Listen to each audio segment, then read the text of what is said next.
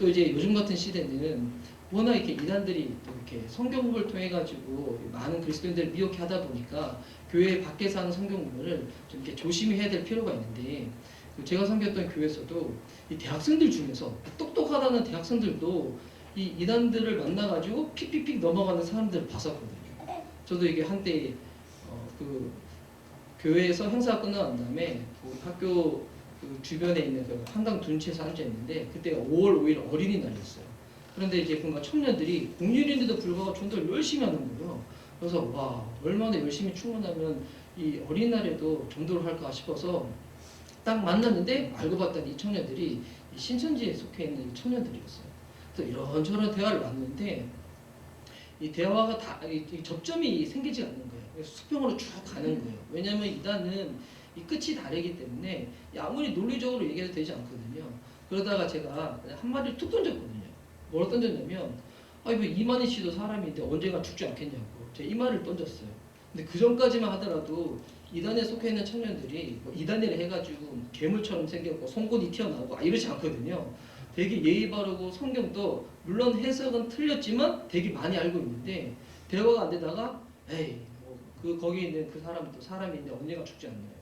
라고 했더니 그 다음부터 눈빛이 확 뒤집어지더니 절대로 안 죽어요 이러는 거예요.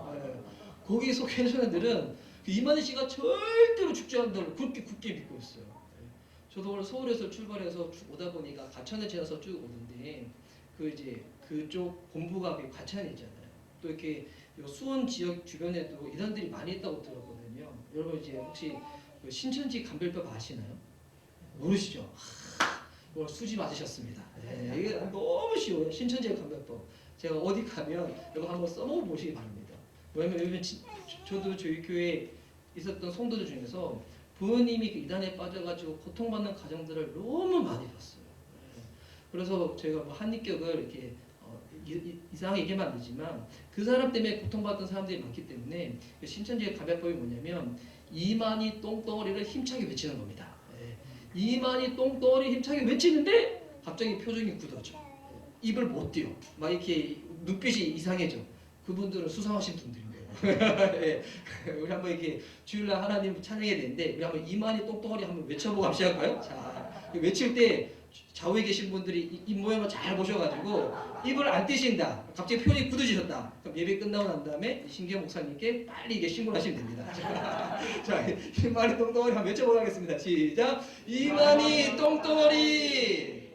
몇몇 분들의 소리를 그래서 많은 분들이 교회에 대해서 오해를 하지만, 교회는 무엇인가?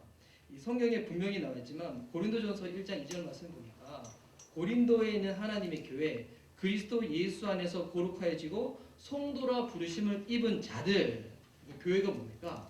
예수님 있는 저와 여러분이 교회라는 거예요. 우리 처음 예배를 드릴 때 자유 계신 분들 서로 보면서 인사를 했지만, 다시 한 번 더 자유 계신 분들 바라보면서 우리 한번 인사를 해볼까요? 안녕하세요, 안녕하세요. 자, 인사해볼까요? 시작.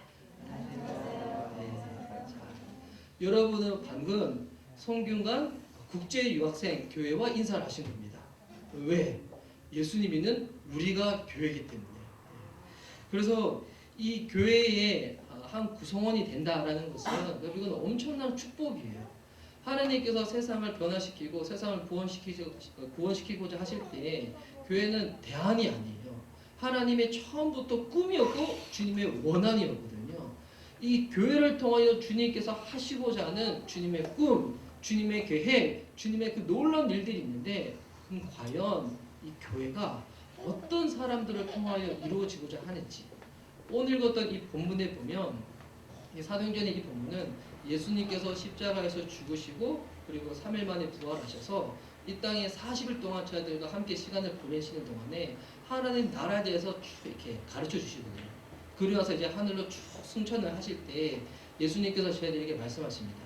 너희가 지금까지는 요한의 세례, 요한의 침례를 받았지만 몇 날이 되지 못하면 성령으로 세례를 받을 거라고.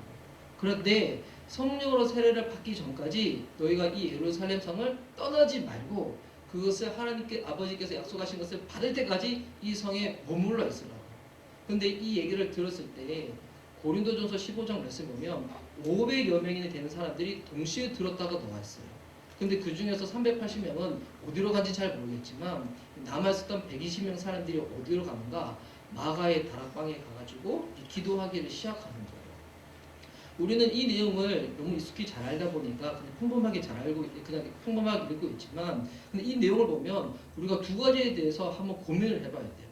일단은 쉽게 알 수 있는 첫 번째 한 가지가 있는데 그 뭐냐면 여기 보니까 모여있는 그 장소가 마가의 집이라고 나와 있는데 아마 제가 보기에는 마가는 부자였던 것 같아요.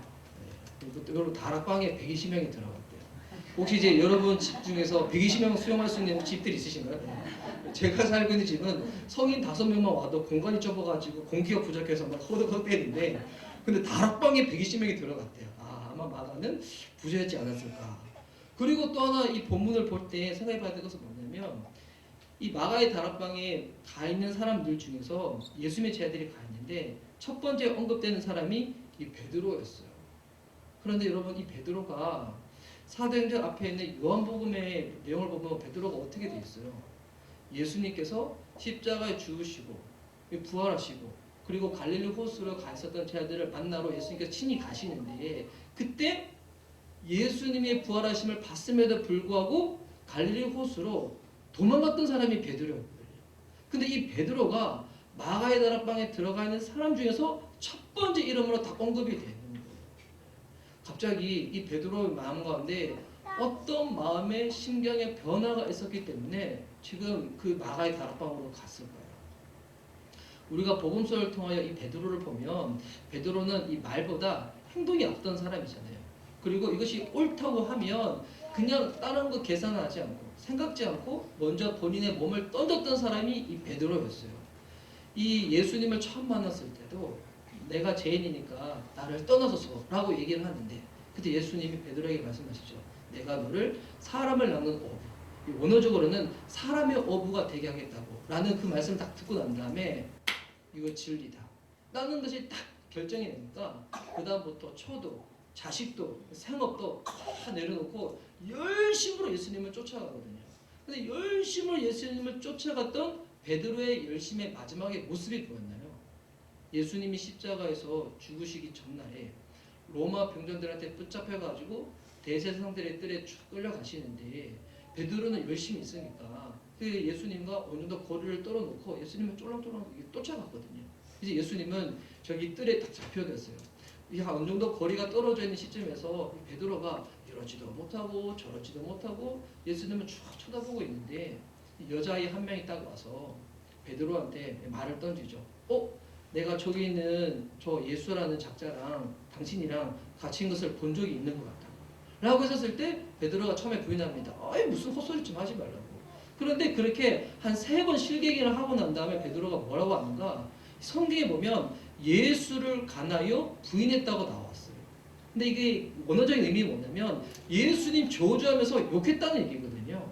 근데 이제 지금으로 따지면 나 그래도 저 사람이랑 당신이랑 같이 있는 거 본 적이 있다고 당신 갈릴리 출신 아니냐고 라고 했었을 때 이 드라마 같은 데 보면 이게 삐 처리를 하잖아요. 그런 것처럼 내가 저 사람 어떻게 한다고 삐삐삐삐삐 한 거예요.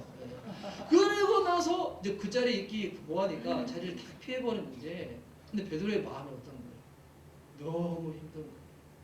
본인이 예수님 만나고 나서 이것이 참된 진리다라고 생각해서 물론 그 마음의 동기는 어긋난 동기도 물론 있었겠지만 그런데 그 열심의 마지막 결론이 뭐였는가? 예수님 부인하고 예수님 저주하고 도망가는 거예요. 그리고 예수님 십자가에 죽으시고 부활하시고 난 다음에 제 아들한테 찾아오시죠. 베드로는 부활하신 예수님을 봤어요. 죽은 자가 살아나셔서 정말 이분이 하나님 아들이구나. 이거를 확실히 경험을 했어요. 근데 이제 베드로의 마음이 어떤 거예요? 너무 힘든 거예요. 왜 힘든가? 본인이 예수님을 부인했었거든요. 부인 정도가 아니라 저주했었거든요. 그런 마음 때문에 나 같은 게 무슨 예수님의 제자라고, 나 같은 게 무슨 예수님을 따라간다고, 나는 안 돼. 이 마음 때문에 어떻게 하는가? 다시금 갈릴리 호수로 가버리는 거예요. 거기 가서 버려뒀던 금을 딱 붙잡아서 나는 그냥 다시 그냥 어부짓이나 해야 되겠다 라는 마음으로 가버리는 거예요. 근데 여러분 이때 이 베드로가 난 이제 앞으로 절대로 예수님 안 믿을 거야 이런 마음으로 간 게 아니겠죠. 나 같은 사람이 무슨 예수님의 사람이라고. 나 같은 사람이 무슨 예수님의 제자냐고. 이 마음에 스스로 자책하고 자기 하는 마음 때문에 갔을 거예요. 근데 여러분, 사람의 마음이 두 가지로 다 나눠지다 보면 아무리 무언가를 하려고 해도 이게 손에 일이 안 잡히잖아요. 공부를 하려고 하는 학생이 지금 보니까 오늘 저녁에 스포츠 중계가 있대. 그 많이 빠져 있으면 도서관 가서 공부할 때 공부가 잡히나요? 공부가 안 잡히죠. 그리고 또 예배 드리시는 분들 중에서도 전 예전에 워낙 이제 그런 청년들 많이 만나가지고 빨리 예배 끝나고 집에 가서 쉬고 싶다. 이 마음으로 예배 온 사람들은 설교가 들어오는 게 아니라 지금 시계가 지금 몇 분이 됐는가 막 이렇게 읽어보거든요. 제가 전에 섬겼던 교회는 예배가 되게 길었어요. 되게 길어서 한 날은 이런 적도 있었거든요. 오전 9시에 예배가 시작됐어요. 저희처럼. 몇 시에 마쳤는가? 그날 저녁 6시에. 목사님도 몇 번 기억하실 건데 그런 예배가 그 교회에서는 천년에 한 번 정도 온다고 말씀을 하시는데 근데 천년에 한 번이 종종 왔어요. 그러다 보니 새들이 처음 오면 너무 힘든 거예요. 예배 시간이 길어서. 그래서 저도 예배 시간 긴 것처럼 힘들었었는데 그 교회에서 오랫동안 사역하다 보니까 저도 어느 순간 보니까 설교가 길어져가지고 그래서 제가 오기 전에 목사님께 여쭤봤거든요. 설교를 몇 분 정도 하면 되겠습니까? 했더니 이 정도 하면 될 것 같습니다 라고 알려주셨는데 저는 그 요즘 책에 글을 알고 있어요. 설교를 짧게 한 자는 복이 있나니 초청을 또 받을 것이며 물론 이게 성경에 없는 거지만 어느 목사님이 그렇게 얘기를 하시는군요. 여튼 베드로는 지금 마음이 그런 거예요. 마음이 두 개로 좀 나눠져 있는 거예요. 나 같은 게 무슨 예수님의 사람이라고. 나 같은 게 무슨 예수님의 제자라고. 그런데 베드로의 이 마음 가운데 아무리 지으려고 해도 지을 수 없는 것이 있는데 그것이 무엇인가? 이 예수님의 그 일이 뭔가요? 예수님과 함께하면서 들었던 말씀들, 함께하면서 겪었던 그 모든 그 추억들, 지우고 싶은데 지울 수는 없고 그 마음으로 이 밤늦도록 새벽 아침 일까지 그물을 던지고 고기를 잡는데 고기가 잡혀 안 잡혀. 하나도 안 잡히는 거예요. 왜? 마음이 나눠져 있습니다. 근데 그 장소에 예수님이 찾아오신 거예요. 이 예수님이 베드로 회복 프로젝트를 이제 딱 시작을 하시는 건데 안개가 쭉 껴있는 그 갈릴로스 먼 편에 보니까 사람의 형체 같은 게 딱 보이는데 처음에는 잘 안 보이는데 가까이 가서 딱 보니까 다른 제자가 예수님이라는 거예요. 그 얘기를 듣자마자 베드로가 마음속에 늘 예수님의 이름이 있었는데 듣자마자 몸이 먼저 앞섰던 베드로는 물속에 푹 빠집니다. 그리고 나서 무수로 탁 올라왔는데 또 예수님 앞에 탁 서니까 너무 죄송합니다. 또 마음에 있었던 그 미안한 마음, 내 마음에 있는 그 아직 씻겨지지 않은 상처들이 확 올라오는 거예요. 예수님이 보니까 제자들을 위해서 떡을 굽고 계시고 고기를 굽고 계신데 베드로에게 얘기하죠. 네가 잡은 고기도 가져. 그리고 탁 고기를 구우시는데 아무런 얘기가 없이 이 정막이 탁 흐르는 거예요. 그때 예수님이 고기를 한 점을 탁 띄워서 떡을 한 점을 탁 띄워서 베드로에 먹으라고 탁 하는데 그 받아 먹고 입으로 넘기는데 넘어가요, 안 넘어가요? 안 넘어가는 거예요. 울먹울먹거리면서 안 넘어가는 거예요. 왜 그러는가? 예수님 십자가에 죽으시기 전 우리가 흔히 얘기하고 있는 그 성찬이 있었잖아요. 주의 만찬. 그것이 갑자기 떠오르는 거예요. 이 포도주는 내 피니까 이것을 마실 때마다 나를 기념하고 이 떡은 내 살이니까 먹을 때마다 나를 생각하라고. 그런데 베드로는 어떻게 했어요? 바로 예수님이 붙잡혀 가실 때 부인하며 조조했던 것이 베드로잖아요. 그것이 갑자기 생각나서 먹히지도 않고 울먹거리면서 있는데 그때 예수님이 물어보시죠. 요한복음 21장에 우리 너무 잘 아는 이 말씀, 그 지문이지만 베드로야 네가 이 모든 사람들보다도 나를 사랑하는 내가 예수님 사랑한다 얘기하기에는 지금까지 내가 했던 모습이 어떠한데 나도 알고 예수님도 아는데 어떻게 내가 예수님 사랑한다고 대답을 하겠어요. 그렇다고 해서 내가 예수님 안 사랑한다고 얘기하기는 난 그것이 또 안 되고 그때 이 베드로가 우회적으로 둘러서 얘기하죠. 야 이런 것들은 우리 좀 배워야 돼요. 베드로가 뭐라고 고백합니다. 내가 주를 사랑하신 줄 주께서 아신단다. 그런 대화가 하나 둘 세 번 왔다 갔다 하고 난 다음에 그때 예수님이 이제 베드로에게 말씀하시죠. 내 양을 먹이라 내 양을 치라 내 양을 먹이라. 다시금 이제 예수님께서 베드로에게 사명을 주시고, 그리고 마지막 요한복음 21장에 예수님이 베드로를 향한 말씀이 뭐냐면 나를 따르라는 얘기를 하세요. 그게 듣는데 베드로가 다시 생각나는 거예요. 예수님 처음 만났을 때 예수님이 베드로에게 그 말씀 드셨거든요. 너 나를 따르라. 우리가 그 신앙생활 하다 보면 하나님의 사람들을 통하여 우리 인생 가운데 정말 한 줄기 그 빛처럼 다가오는 그 말씀이 딱 들릴 때가 있거든요. 베드로에게 그거였어요. 내 같은 사람이 이제 어떻게 예수님 따라간다. 그런데 예수님이 지금 뭐라고 다시금 말씀하시는가? 너 나를 따라오라. 제가 오늘 이 송균관 우리 유학생 교회 오기 전에 우리 신규 목사님 뵌다고 생각하니까 제가 오직 갑자기 말이 생각이 났었는데, 제가 학생일 때, 학부 다녔던 학생일 때 우리 신규 목사님이 새벽 예배 때 그때도 늘 한결같은 모습으로 환하게 반겨주시고 허구해 주시고 다리 걸어주시고 그러셨거든요. 그때 저한테 뭐라고 말씀하셨냐면 저 완전 새가족인데 저한테 그러셨어요. 상하 형제의 성장이 교회의 성장이라고. 그때는 그 말씀의 의미가 정확하게 무슨 말인지 몰랐어요. 근데 시간이 지나다 보니까 그 말씀이 어떤 말씀인지 목사님을 통하여 하나님이 저한테 말씀하셨던 것 같아요. 베드로가 이제 예수님의 그 말씀 듣습니다. 다시금 나를 따르라. 그리고 나서 이제 예수님이 승천을 하실 때 말씀하시죠. 예루살렘 성을 떠나지 말고. 왜? 워낙 도망갔던 이 추억들이 많아서 떠나지 말고 성령으로 세례를 받을 때까지 이 성에 머물러 있어라. 그리고 오직 성령이 너에게 임하시면 너희가 권능을 받고 예루살렘과 유대와 사마리아와 땅끝까지 이르러 내 증인이 될 거라. 근데 여러분, 이 베드로는 성령이 뭔지 잘 몰랐어요. 물론 예수님이 성령님에 대해서 알려주셨지만 그때 마음 가운데 그냥 정확하게 이해하고자 마음도 없었고, 그냥 예수님 통해서 어떻게 하면 그 높은 자리에 올라갈 수 있는가 늘 그 마음만 있었기 때문에 예수님이 하는 그 정확한 의미에 대해서는 관심이 별로 없었어요. 성령이 뭔지 잘 알지도 못해. 그리고 기도를 오래 하는 사람도 아니었어요. 그 예수님이 겟세마네 동산에 올라가실 때도 너희들 그냥 여기서 머물러 있으면서 기도하라고 말씀하시는데 1시간 정도 지나서 딱 내려와서 딱 보니까 이 베드로랑 쟤들이 어떻게 하고 있는 거예요?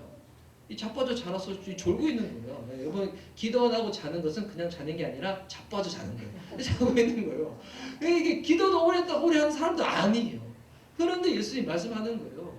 성령의 세례를 받을 때까지 예루살렘 성을 떠나지 말고 기다리고 있으라고. 그런데 이 베드로가 어떻게 하고 있는 겁니까? 실제로 우리는 이미 성경을 알다 보니까 10일이 지나고 난 다음에 그 오순절날 성령님이 강림하신 것을 우리는 이미 알고 있지만 예수님이 이때 10일 뒤에 성령님께서 임하실 거야 라고 말씀도 안 했어요. 기한도 몰라요. 근데 베드로가 어떻게 하는가? 기도의 장소로 가는 거예요. 언제 성령 받을지도 모르고 성령님이 누군지도 모르는데. 근데 왜 그랬을까? 곰곰이 보니까 베드로의 마음 가운데 아직 그 마음이 든 것 같아요. 내가 예수님 부인하고 도망갔는데 다시금 찾아오셔서 회복시켜 주시고 다시금 사명을 확인시켜 주시고 다시금 따르라고 말씀하는데, 이제는 내가 예수님의 말씀 가운데 이해가 되든 이해가 되지 않든 믿어지든 믿어지지 아니하든 난 이제 그 말씀대로 살다가 나는 죽어도 원이 없다. 내 인생의 그 한 토막, 작은 토막이라도 난 예수님께 전적으로 순종해서 이거 하나만 딱 새겨져 있더라도 나는 이제 행복한 인생이야. 나 그럼 이제 만족해. 그 마음으로 딱 가는 거예요. 다른 거 아무도 필요 없이 나는 이제 예수님 말씀 가운데 난 이제 회피하지 않을 거야. 도망가지 않을 거야. 나 그렇게 살다가 나 주님 만날 거야. 그 마음으로 이 마가의 다락방에 가서 기도를 하는데 하루가 지나고 이틀이 지나고 9일째가 지나고 10일째가 되는 그날 오순절 날이었죠. 사도행전 2장에 보니까 하늘로부터 호련히 급하고 강한 바람이 확 불기 시작하더니 각 사람 머리 위에 불의 혀같이 갈라지는 것이 보이기 시작하더니 그들이 다 성령의 충만함을 입어서 이 방언으로 기도하기 시작했다. 그들이 성령 세례를 받은 거예요. 그들이 성령 충만을 받은 거예요. 그리고 난 다음에 이제 베드로는 어떻게 하는가?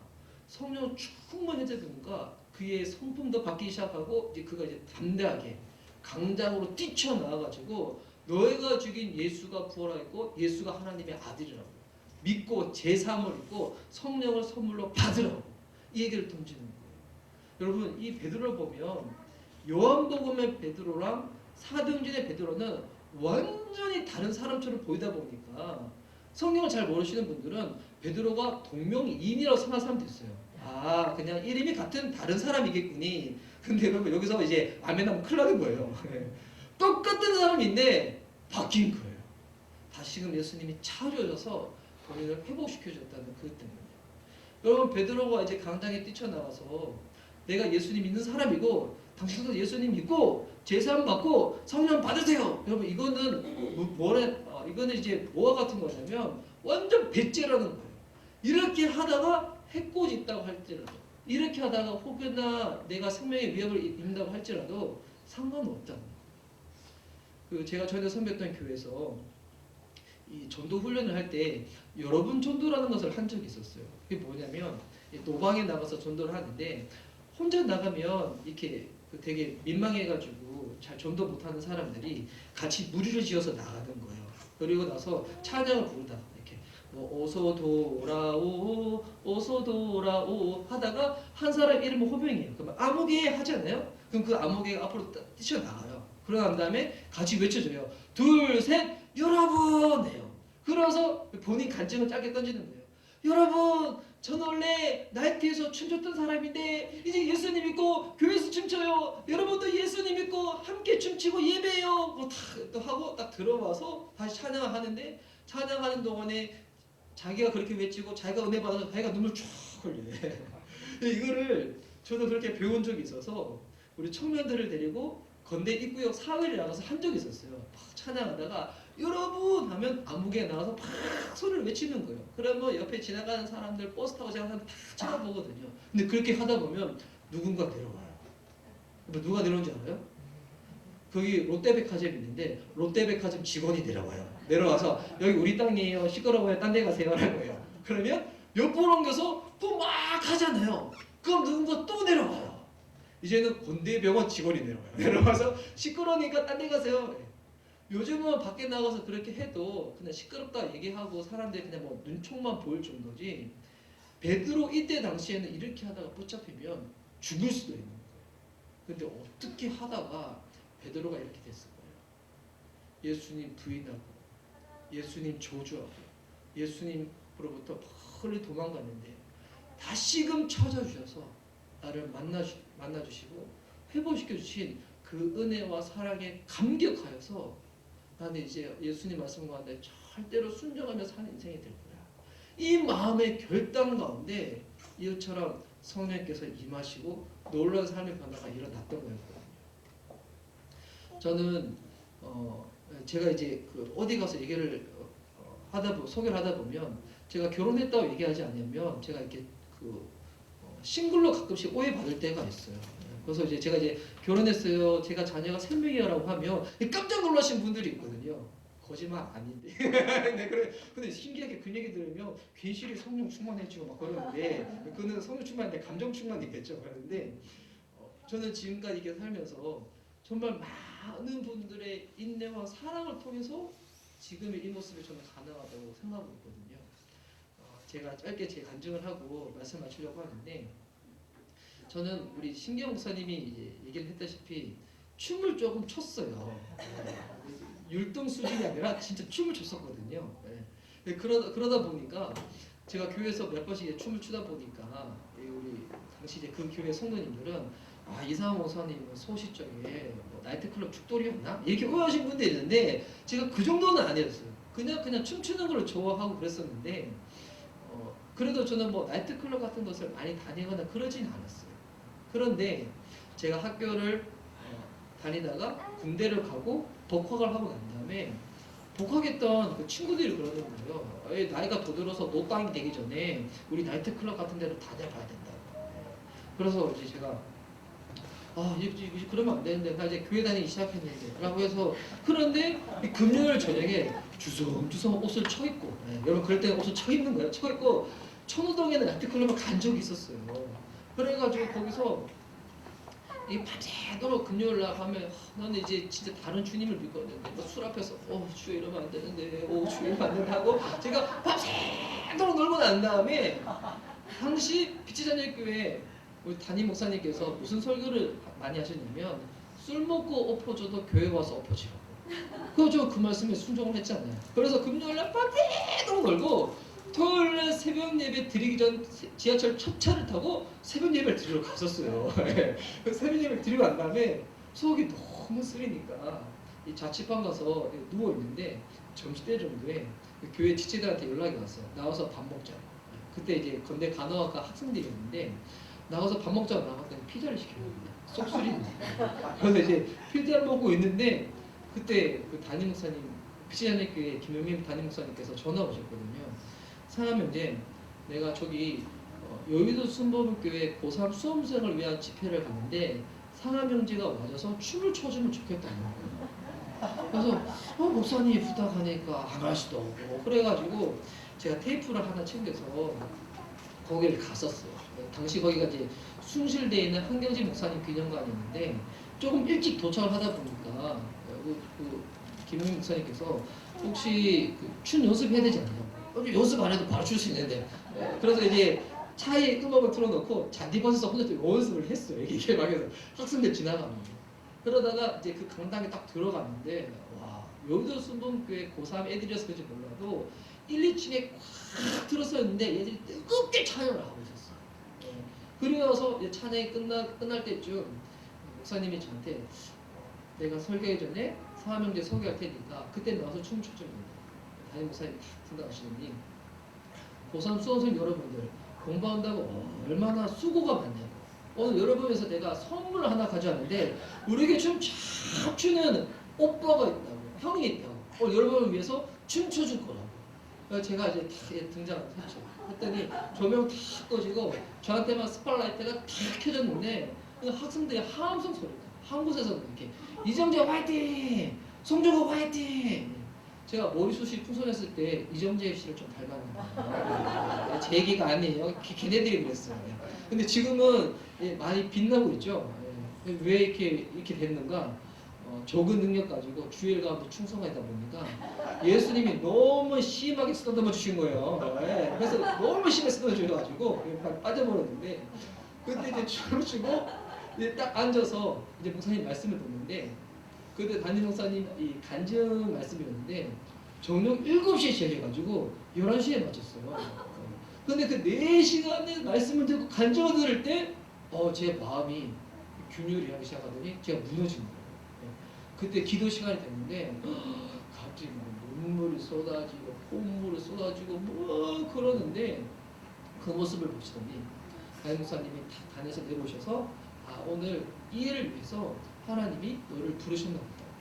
그리고 저한테 기도를 탁 해주셨는데 갑자기 제가 이제 발이 탁 터져버리는 거예요.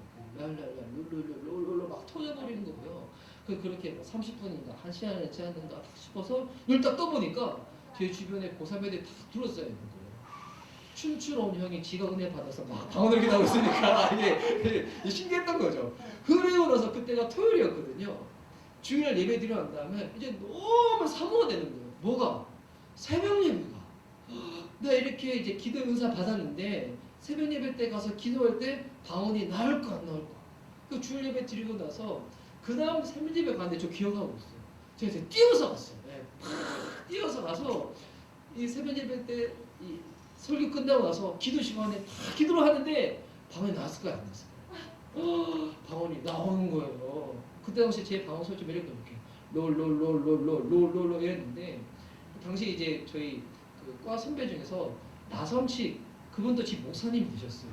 건국대 신학과를 나오셔가지고 당시에는 이제 그 시험을 준비하고 계셨는데 제가 롤롤롤롤롤 기도하니까 그 선배가 네 기도 소리가 너무 웃겨가지고 기도를 못하겠다는 거예요. 딴 데 가서 기도 좀 하라는 거예요. 근데 당시 제가 성경을 잘 몰랐었지만 어디서 주워 들은 거 있어가지고 성령 회방죄는 용서를 받지 못한다는데 이 은사하는 성령님이 주신 건데 형 지금 성령 회방죄 아니냐고 그분이 딴 데 가서 기도하셨어요. 여러분 저는 이 성령 받기 전날에 어디서 있다고요? 나이트클럽에서 밤새도록 놀고 있었어요. 그런데 그 다음에 어떤 일이 벌어졌어요? 와, 주님이 저를 만나주셨다. 은사를 체험하고 성령님이 깊게 경험한 그와 같은 은혜를 제가 누렸었거든요. 여러분, 우리 예수님 여기 십자가가 있지만 십자가 어떤 의미인가 세거족 분들한테 좀 어렵게 설명했더니 잘 모르더니 제가 이렇게 한번 설명했었거든요. 십자가 무엇인가? 괜찮아, 괜찮아, 다 괜찮아. 이것이 십자가예요.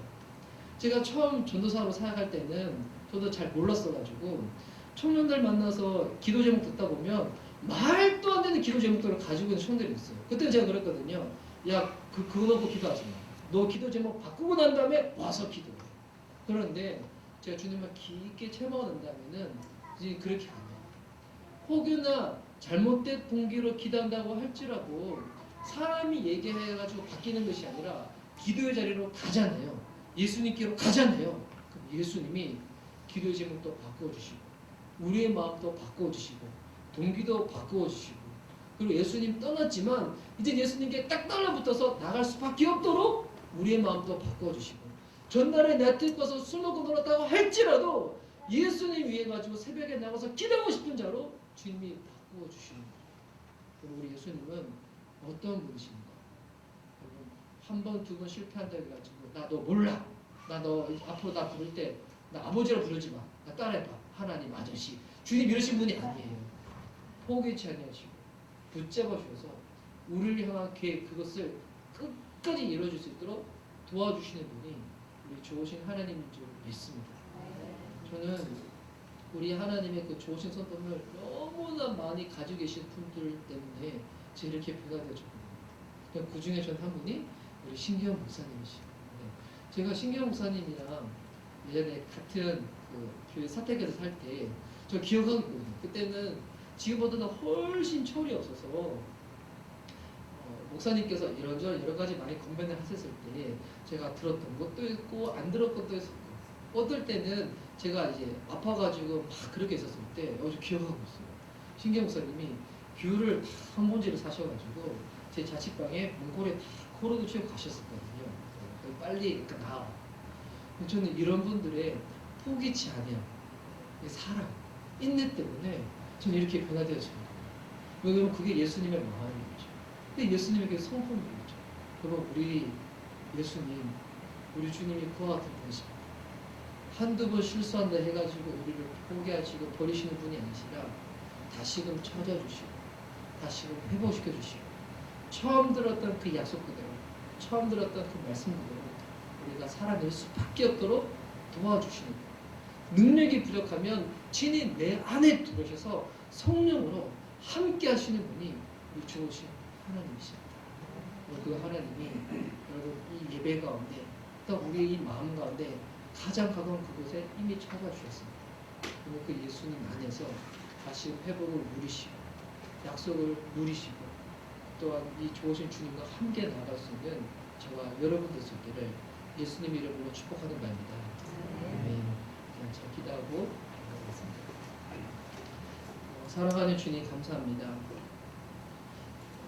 오늘 다시금 베드로를 찾아오셔서 베드로를 처음 만났을 때 말씀하셨던 약속 그대로 베드로의 안에 자책이 있었고 스스로에 대해서 정죄했던 마음이 있었고 이제는 나는 절대로 안 된다고 절망의 늪에 빠져있는 그 순간에 포기치 아니하시고 끝까지 붙잡으셔서 회복시켜 주시고 하나님의 말씀 그대로 살아낼 수밖에 없도록 도와주시는 분이 우리 좋으신 하나님인 줄 믿습니다.